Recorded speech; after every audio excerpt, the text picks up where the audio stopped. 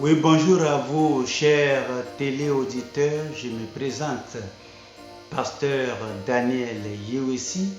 Vous êtes les bienvenus sur ma chaîne. Dans cette vidéo, je vais vous parler de la puissance de la foi infaillible en Dieu. La puissance de la foi qui n'échoue pas en Dieu. La puissance de la foi qui fait des merveilles. Lorsque l'on se confie en Dieu et que l'on espère toujours en Dieu. Je prends mon premier texte de Romains chapitre 1, verset 17. Romains au chapitre 1, verset 17 dit: parce qu'en lui est révélée la justice de Dieu par la foi. Et pour la foi, selon qu'il est écrit, le juste vivra par la foi. L'enfant de Dieu, le juste, doit vivre par la foi. Et je vais aussi, pour conclure avec la deuxième référence de base, qui est Hébreux 10, 38. Hébreux au chapitre 10, 38 dit: et mon juste vivra par la foi. Mais s'il se retire, mon âme ne prend pas plaisir en lui. Et mon juste vivra par la foi. Et mon juste. L'inspiration divine ici nous l'assure, nous l'atteste, nous le certifie que le juste doit vivre par la foi. Le juste doit vivre par la foi. Maintenant, qu'est-ce que la foi? Je n'ai aucune meilleure définition à vous donner que celle de Hébreux chapitre 11, verset 1, qui dit: or la foi est une ferme assurance des choses qu'on espère, une démonstration de celles qu'on ne voit pas. Or la foi c'est quoi? Une ferme assurance des choses qu'on espère, ce que vous espérez. Déjà, vous n'avez pas la chose, mais vous avez une ferme assurance. Vous en êtes sûr que sans aucun doute, vous aurez la chose là. Or, la foi est une ferme assurance des choses qu'on espère, une démonstration de celles qu'on ne voit pas. Une démonstration de celles qu'on ne voit pas. C'est comme je prie pour avoir ce bic. Je n'ai pas encore le bic. Mais déjà, j'imagine déjà comment je vais le tenir pour écrire. Au fait, je prends la main comme ça. Comment je vais commencer à faire comme lui n'est pas normal. Qu'est-ce qui ne va pas? Il fait comme ça, il fait comme ça. Les gens ne vont pas me comprendre. Mais je sais que je suis déjà en train de démontrer comment je vais saisir, tenir le bic là et écrire avec. Or, la foi est une ferme assurance des choses qu'on espère et une démonstration, une évidence de celles qu'on ne voit pas. De celles qu'on ne voit pas. Donc, pour ce sujet de la foi infaillible en Dieu, je vais vous montrer 7 caractéristiques de la foi infaillible en Dieu. 7 caractéristiques de la foi infaillible en Dieu. Première caractéristique. Je lis de Habakkuk dans l'Ancien Testament, je lis de Habakkuk 2, je lis le verset 4 qui dit: voici son âme s'est enflée, elle n'est pas droite en lui, mais le juste vivra par sa foi. Le juste vivra par sa foi. Vous devez avoir une foi particulière à vous en Dieu. Le juste vivra par sa foi. Vous devez avoir une foi particulière à vous en Dieu. Première caractéristique, on voit que la foi en Dieu ne déçoit pas. La foi en Dieu ne déçoit pas. C'est la première caractéristique d'une foi infaillible en Dieu. La foi en Dieu ne déçoit pas. Allons à la deuxième caractéristique. Je lis du psaume 37. Psaume au chapitre 37. Psaume 37. Je lis du verset 1. Ne t'irrite pas contre les méchants. N'envie pas ceux qui font le mal. Verset 2. Car ils sont fauchés aussi vite que l'herbe et ils se flétrissent comme le gazon vert. Toi, confie-toi en l'Éternel et pratique le bien. Aie le pays pour demeure et la fidélité pour pâture. 4. Fais de l'Éternel tes délices et il te donnera ce que ton cœur désire.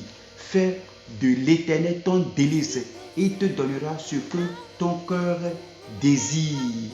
Fais de l'Éternel ton délice et il te donnera ce que ton cœur désire. Confie-toi à l'Éternel. Aie foi en lui. Dieu va te surprendre. Tu auras tout ce que tu désires de Dieu. La foi en Dieu ne panique pas. La foi. Deuxième caractéristique, la foi en Dieu ne panique pas. Ne paniquez pas. Quel que soit ce que vous traversez, ne paniquez pas. Troisième caractéristique, la foi s'appuie sur Dieu et remet ses voies, ses desseins entre les mains de Dieu. La foi s'appuie sur Dieu et remet ses desseins entre les mains de Dieu. Psaume 37, verset 5 dit: recommande ton sort à l'Éternel. Mets en lui ta confiance, mets en lui ta foi, mets en lui ta confiance et il agira. Mets en Dieu ta confiance. Dieu agira en votre faveur. Dieu vous aidera. Quatrième caractéristique.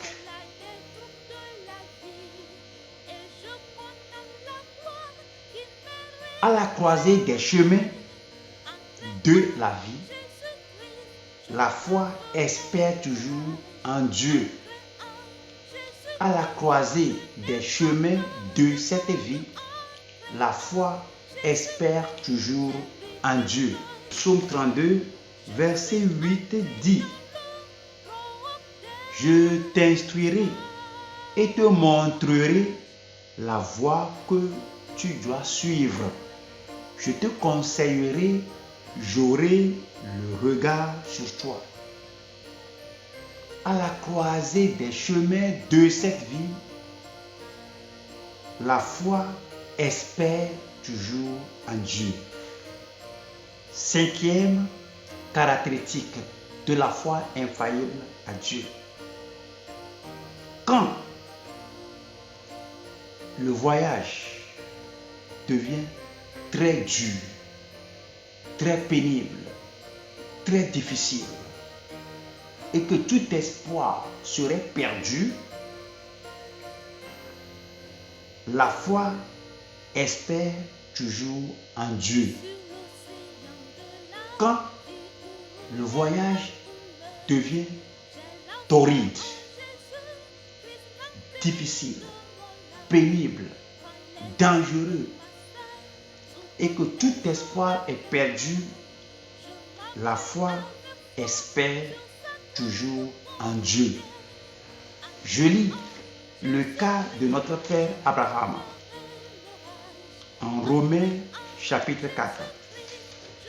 Romains 4, versets 18 et 19. Romains 4, 18 et 19. Ça dit, espérant contre toute espérance. Ça veut dire quoi? Il n'y a plus d'espoir. Il espère contre. Ouais. Lorsqu'il y a le désespoir, il n'y a plus d'espoir. La personne espère malgré le désespoir. Espérant contre toute espérance, il crut, en sorte qu'il devint père d'un grand nombre de nations, selon ce qui lui avait été dit, telle sera ta postérité. 19. Et sans faiblir dans la foi, il ne considéra point que son corps était déjà usé, puisqu'il avait près de 100 ans et que Sarah n'était plus en état d'avoir des enfants. Puisqu'il avait près de 100 ans et que Sarah n'était plus en état d'avoir des enfants. 19, je relis. Et sans faiblir dans la foi, il ne considéra point que son corps était déjà usé. Il est si vieux, 100 ans. Puisqu'il avait près de 100 ans et que Sarah n'était plus en état d'avoir des enfants. Quand la voie, le voyage devient très difficile et que tout espoir soit perdu, la foi espère toujours en Dieu. 6e caractéristique de la foi infaillible en Dieu. La foi croit à la parole du vrai serviteur de Dieu. La foi croit à la parole du vrai serviteur de Dieu. La foi croit à la parole du vrai serviteur de Dieu. Je lis de 2 Rois chapitre 5, verset 3. 2 Rois 5, verset 3. Verset 3 dit, et elle dit à sa maîtresse, oh, si mon Seigneur était auprès du prophète qui est à Samarie, le prophète le guérirait de sa lèpre. Ici, au fait, il s'agit ici d'une captive de Juda sur la terre étrangère, notamment en Syrie. Et la petite domestique parlait à la femme de Naaman que si aussi mon Seigneur était auprès du prophète qui est à Samarie, le prophète le guérirait de sa lèpre. Mais au fait, est-ce que le prophète l'a guéri de sa lèpre? Oui, c'était fait. Le prophète a ordonné à Naaman d'aller se plonger dans le Jourdain. Et lorsqu'il a obéi et qu'il a fait ça, Naaman était devenu pur, très pur. Sa lèpre a disparu. Naaman était parfaitement guéri. Nous allons voir la 7e caractéristique d'une foi infaillible en Dieu. Dans les moments les plus obscurs, les plus noirs, les plus ténébreux de l'histoire, la foi toujours chante des louanges au Seigneur et prie le Seigneur. Dans les moments les plus noirs, obscurs, ténébreux de la vie, la foi chante des louanges et prie toujours le Seigneur. Voyons Actes des Apôtres, chapitre 16, verset 25. Acte 16, verset 25. Paul et Silas étaient emprisonnés pour avoir prêché la parole. Acte 16, je lis le verset 25. Vers le milieu de la nuit, Paul et Silas priaient et chantaient les louanges de Dieu et les prisonniers les entendaient. Dans la prison, ils étaient emprisonnés pour avoir prêché la parole. Au lieu qu'ils soient dans la prison en pleurant, en gémissant, disant « Seigneur, où es-tu? Nous avons fait ton œuvre, nous avons prêché la parole et on nous a arrêtés. Voici maintenant on nous traite en bandits. Nous sommes emprisonnés ici. Nos pieds dans les fers, les menottes aux mains, aux pieds. Seigneur, que vois-tu? » Ils n'ont pas fait ça. Ils savaient que leur Seigneur Jésus-Christ était persécuté, était tué pour le rachat de l'humanité. Et Jésus n'est plus là. Et c'est à eux de porter cette bonne nouvelle à ceux qui sont encore dans l'aveuglement, afin qu'ils voient la lumière de l'évangile, qu'ils se repentent de leurs péchés et embrassent le Seigneur. Ils savent qu'ils sont sur le bon chemin. Et ils sont battus, ils sont emprisonnés dans la prison là, au beau milieu de la nuit, selon la Bible. Paul et Silas chantaient des louanges au Seigneur et priaient le Seigneur. Et il y a quelque chose de miraculeux qui s'est produit là-bas. Que je vous dis ça pour soutenir un plus pour vous. Le verset 26 dit, lorsqu'il chantait, tout à coup, il se fit un grand tremblement de terre, en sorte que les fondements de la prison furent ébranlés. Au même instant, toutes les portes s'ouvrirent et les liens de tous les prisonniers furent rompus. Alléluia. Que c'est mystérieux, miraculeux, merveilleux, fantastique. Dans la prison, dans leurs problèmes, dans ce moment de tristesse, ce temps obscur de l'histoire de leur vie, ils chantaient des louanges au Seigneur et priaient le Seigneur. Nous apprenons de là que, quelles que soient les conditions ou les situations malencontreuses ou fâcheuses auxquelles nous sommes confrontés, nous pouvons toujours chanter des louanges au Seigneur et prier le Seigneur. Et qu'est-ce qui s'en est suivi? On a vu qu'il fut un grand tremblement de terre.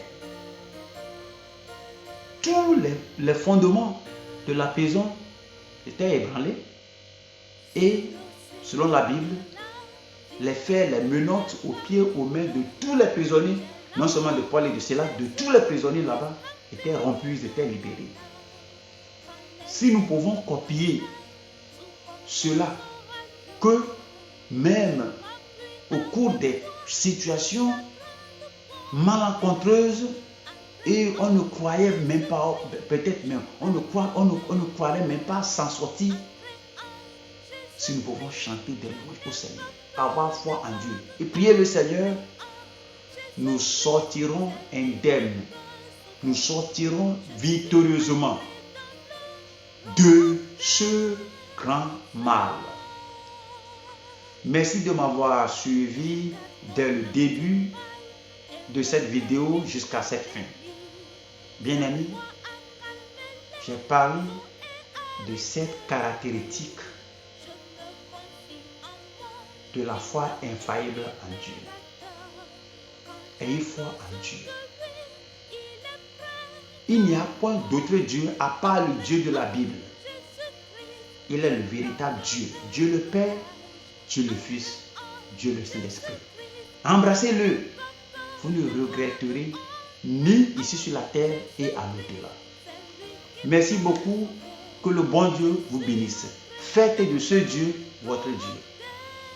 Abonnez-vous à ma chaîne et donnez-moi un pouce en haut avant de quitter